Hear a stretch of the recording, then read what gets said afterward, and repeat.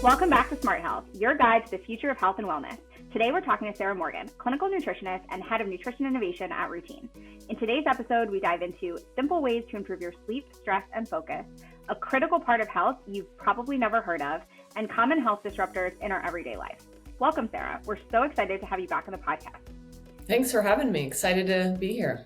Let's dive into the secret to health improvement that no one is talking about, circadian rhythm. What is it and why is it so crucial for our health? Yeah, so your circadian rhythm is your 24-hour biological clock. So a way to think about it is that every one of your trillions of cells operates on a clock, and they have different functions at different times a day. So when we think about this sleep-wake cycle, the 24-hour clock, we see the biggest problems with circadian health if we look at shift workers. And this is in the research that individuals who do night shift, it is known as an occupational hazard because these individuals have a disrupted circadian rhythm. Their internal clock a lot of times is flipped upside down. And we know that they have an increased risk of diabetes, heart disease, and even cancer. Another thing that people might relate circadian health to is, let's say all of a sudden you have an illness, you're fighting off a virus. Maybe you have a cough and you have a little bit of a fever, and then all of a sudden your symptoms get so much worse at night versus during the day. Or maybe even see that in your kids where they were fine during the day and then they're coughing like crazy at night. The reason for that is actually circadian health. So cortisol, which is our wakeful hormone, goes down in the evening, and cortisol has anti-inflammatory action. So we have an increase of some of these sickness symptoms as we go into the night hours. So the Nobel Prize in Medicine was actually won in 2017 for the scientists that discovered the mechanisms of our circadian health. So I just believe it is something that's not going away. We're just going to see more and more research and applications of this come out in the health field. What are some signs and symptoms that would tell someone that they're experiencing poor circadian health or poor circadian rhythm? Yeah, I would say any kind of disruption where you feel off. So that could be things like it's hard to wake up in the morning. You hit your alarm, your snooze button 15 times. You feel really groggy. It takes you an hour or two to wake up. You just don't really have a good mood. You maybe feel fatigued, kind of just flatlined. You have a hard time falling asleep at night. Maybe you almost get like a second wind as your evening kicks in and you're kind of tossing and turning, your brain's all over the place. You can even have things like in the midday when we have a natural circadian slump, it's like you can't even be productive. You almost feel like you need to take a nap because the brain fog and fatigue can be so significant. So I would say anything where you just kind of feel a little bit off, not like you're in an optimized rhythm, whatever that can be for you, are some of the symptoms of disruption. You talked a lot about short-term wellness and kind of how we're feeling today. How does circadian rhythm impact longevity or our health span as we age? Yeah, it impacts everything. So when we think about things like heart disease, diabetes, cancer, cognitive decline, autoimmune conditions, even our mental health, they're all connected to our circadian rhythm. So the way we want to think about it is the more you get your body and mind into a rhythm and balance, the more resiliency you're going to have against disease and also to live a longer, better quality life too. It sounds like this is such a key aspect of health. In your opinion, why aren't more people talking about it? Yeah, I think it's just, if we look at the research from clinical research to clinical practice, it takes about 17 years for the translation of that science to actually be applied to people's lives. Now, what I would say is that we are seeing pieces of circadian science pop up in the health space. Some examples of that would be meal timing and intermittent fasting. So when you do, what you do really matters. Another one that is kind of popular, more people are talking about, is sun gazing or getting light at different angles of the day and how that impacts your circadian hormones. Do you think a lot of people have circadian disruption, and how does that show up in their life? I would say that most Americans have some circadian disruption. And the big ways it really shows up in our life is we just have a lot of issues with stress, this chronic, unrelenting stress. We maybe have problems with brain fog, feeling fatigued, especially in the afternoon. Your productivity goes down. And then you have trouble sleeping in terms of falling asleep, staying asleep, getting efficient sleep for your body to repair itself properly. And what are three common disruptions that a lot of Americans face that they don't even realize are impacting their health? Yeah, the first one I would say is light, and light meaning the type of light. So outdoor sunlight without sunglasses on is wonderful. We want that, especially in the morning and the evening, because it actually is sending a signal through the retina of our eye into our brain to produce these different circadian hormones. So it's really a driver of this whole rhythm throughout the day. Light is. And even people who are blind maintain this ability to perceive light and how it sets the rhythm of our hormones. So light is one. In terms of the good light, we don't get outside enough. So it's really important to try to even get like 5-10 minutes of light exposure. And then the other side of light is all of our artificial light. So blue light that we get exposed to with a lot of our technology is great to stimulate our brains and the wakeful side of our circadian rhythm during the day. But if we do things like, we're on our computers, iPad, phone at night, we know that that can actually delay your melatonin release by 3 hours, and you have a 50% reduction in your melatonin production, as well as less REM sleep. So you just don't feel as good. So light is a big, big one when we think about disruption. Another one is eating. I mentioned that with intermittent fasting. So we know that the timing of eating is really important. We want to have, as adults, a shorter window that we eat because of the different metabolic signaling.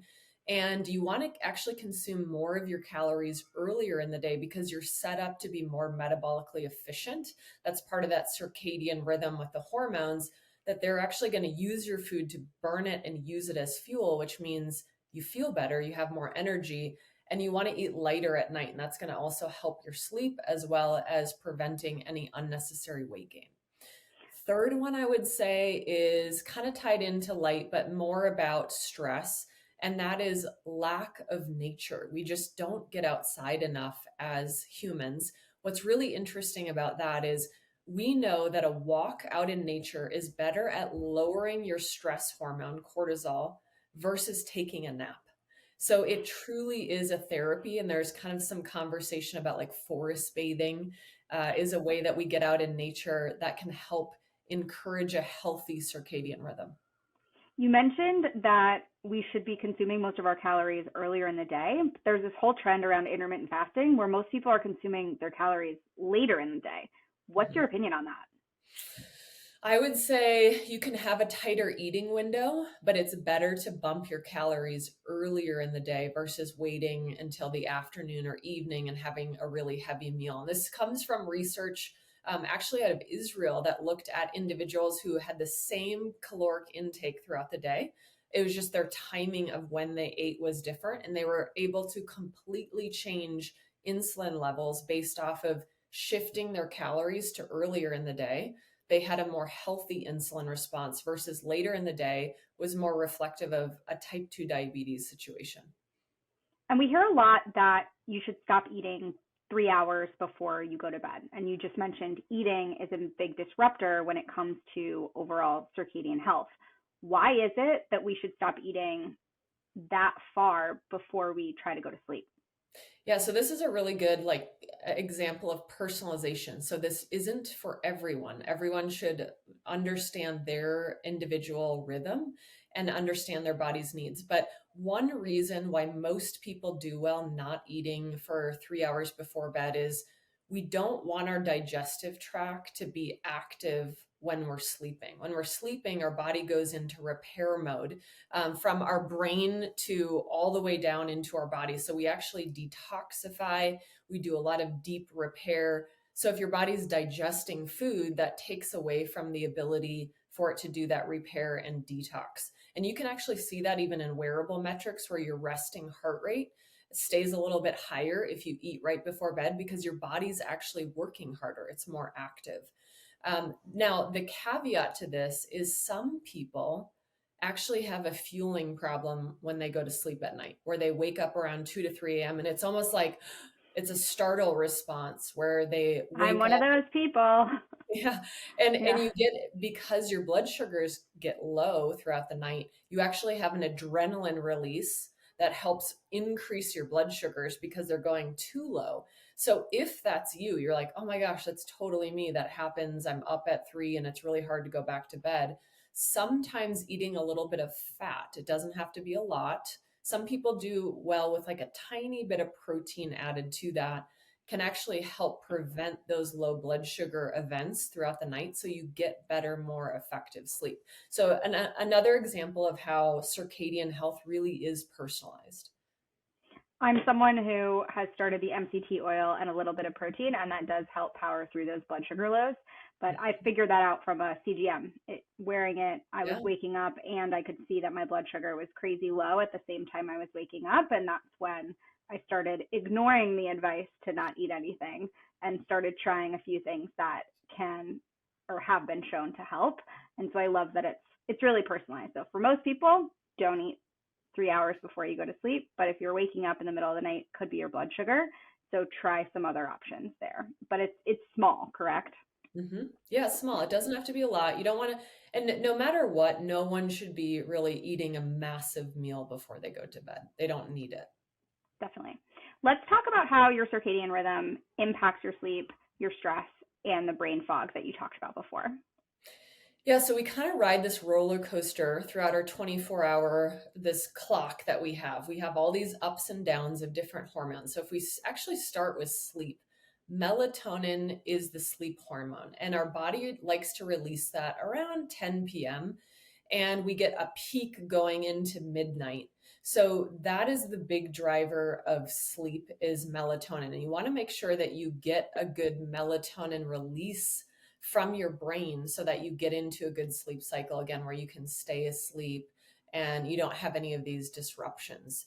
And again, things like blue light, exercising too late at night, eating a heavy meal, getting into a stressful conversation before bed, that can raise your wakeful hormone cortisol and prevent you from getting into a good sleep cycle. So that transitions us into when we think about how stress impacts our circadian rhythm. Stress in and of itself is not bad, right? So we think about there's good stress. Wind helps trees be more stable, right? Their root system, it's a stress to them in a good way. Lifting weights is a stress to us as humans that we kind of tear down our muscle fibers and build them back up. And the reason you get stronger is because you actually recover well after that stressor. And the same thing is for our bodies for the what's called allostatic load. It's this total body burden of stress on us. Stress becomes a problem when it's chronic and unrelenting, and it throws off your cortisol. So cortisol, we label it as a stress hormone. I would say more accurately, it's a circadian wakeful hormone, and it has anti-inflammatory properties. It actually has metabolic properties. So the reason you burn your calories better during the day, the wakeful hours, is because you have higher cortisol levels. So it's going to help your metabolism. So you want to make sure that you've got a nice cortisol curve throughout the day that really sets the wakeful part of your circadian rhythm. And, when we think about like unmanaged stress, it is a major risk factor that I would say is stronger than smoking for heart disease, diabetes, cancer, autoimmunity, hormone imbalance. We know that 50% of newly diagnosed depression cases have altered cortisol levels and thus an altered circadian rhythm. So stress is a really big one, and sleep is too. And those are dials that we have a lot of control over, and there's a lot of tools to really optimize that if you feel like you're out of balance. Now, the third thing I would note here is if you look at your wakeful side of your circadian rhythm, you have a natural dip in the afternoon. This is where a lot of us feel like, oh my gosh, I need the nap. I need my coffee. I've got to, have something like salty sweet to kind of boost you back up.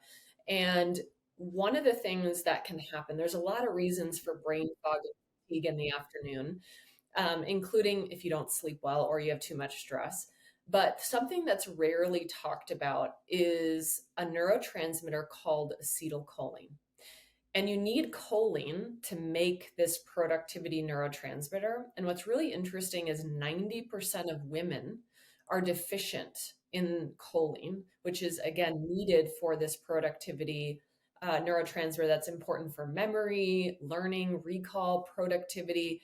And it's really important you set yourself up to have enough acetylcholine in the afternoon hours when you have that natural cortisol slump to kind of power through into your evening.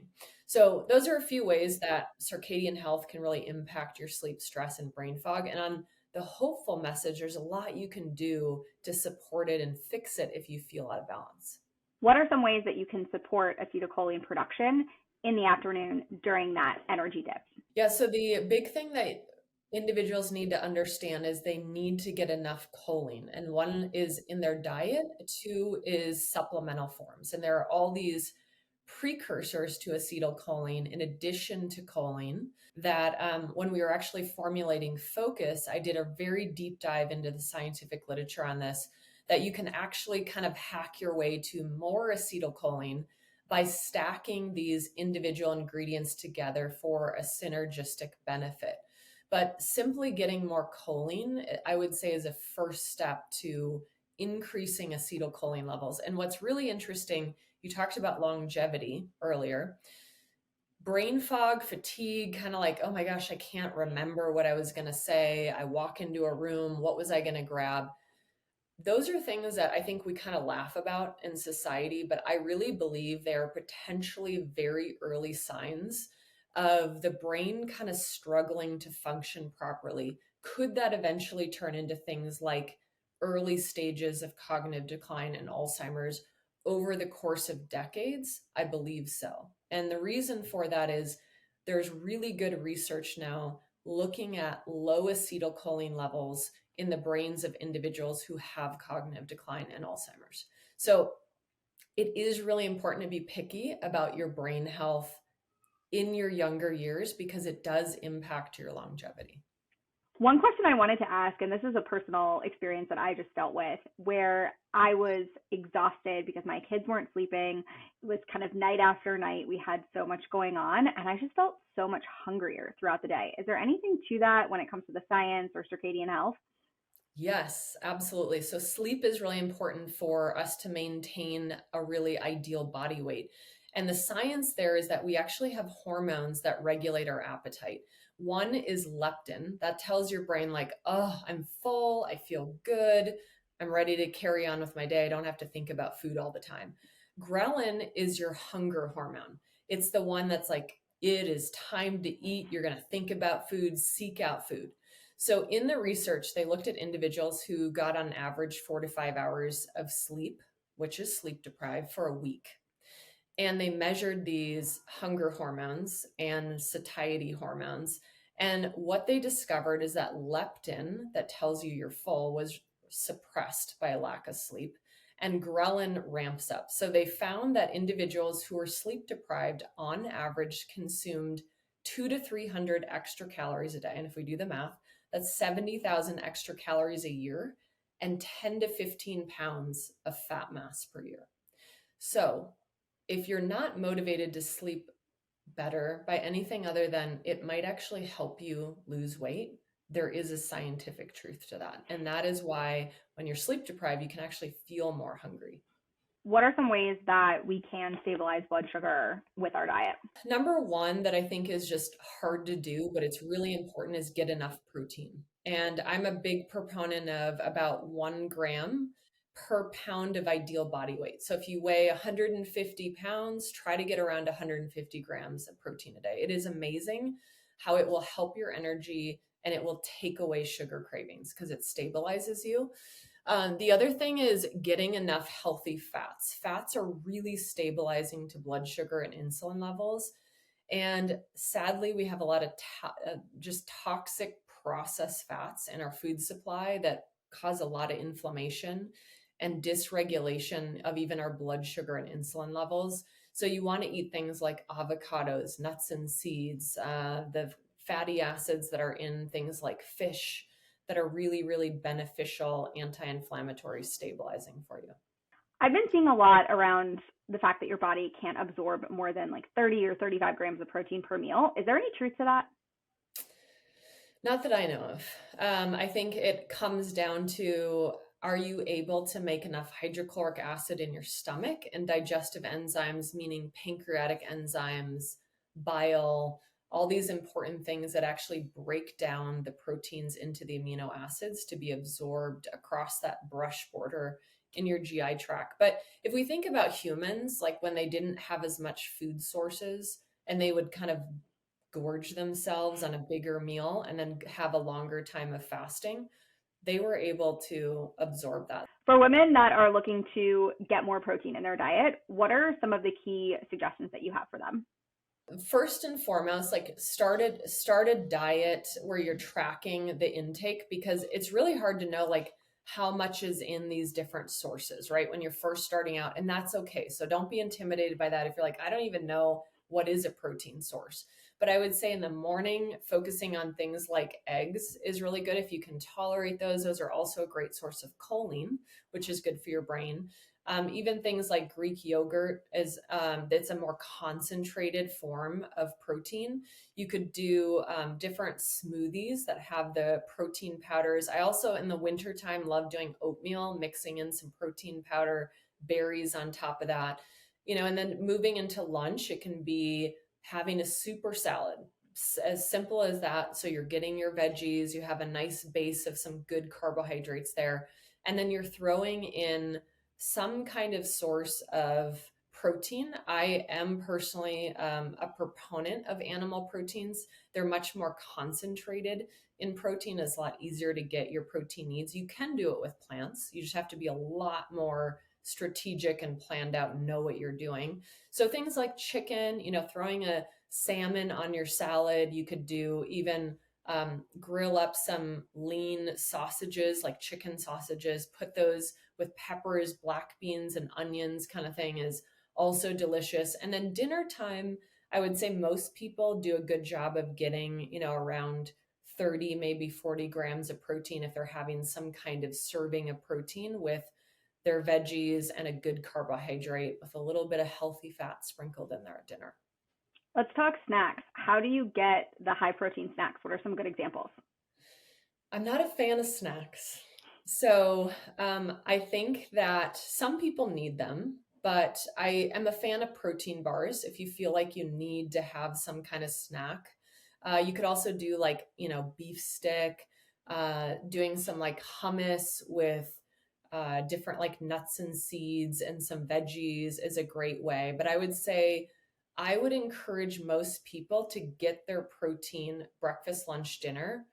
And a lot of times it takes away the need to have a snack. Why aren't you a fan of snacking? Because I love the metabolic break in between meals. And I think it's a great sign that you have more metabolic resilience and flexibility to stabilize your blood sugars without eating. And that could be a whole nother podcast we could talk about. Fascinating. Sarah, thank you so much for joining us. And thank you to all of our listeners to listening to another episode of Smart Health.